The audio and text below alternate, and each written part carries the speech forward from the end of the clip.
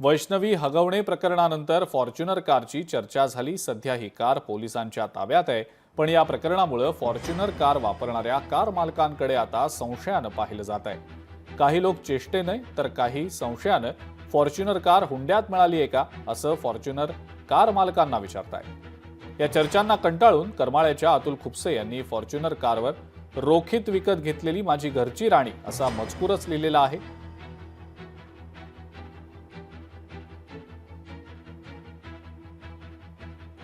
ज्यावेळेस हे हगवणे कुटुंबचं प्रकरण समोर आलं, प्रत्येक ठिकाणी ऑफिस कार्यालयात जावा, शेतकऱ्याच्या कामासाठी जावा, अगर रोड रस्त्यावर कुठेही उभा राहावा, हॉटेलवर पहिल्यांदा विचारलं जातं की गाडी कधी घेतली आणि गाडी घेतली म्हणून सांगोस तर दुसरा शब्द समोरून येतो, तुम्ही घेतली का सासऱ्याकडून घेतली, सासऱ्याला त्रास देऊन घेतली का।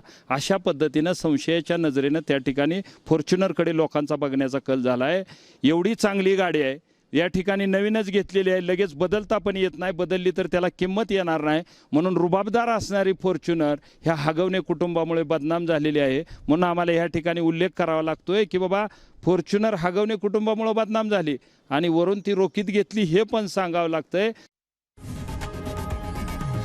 लोकशाही मराठी ऐका, पहा, जागरूक रहा।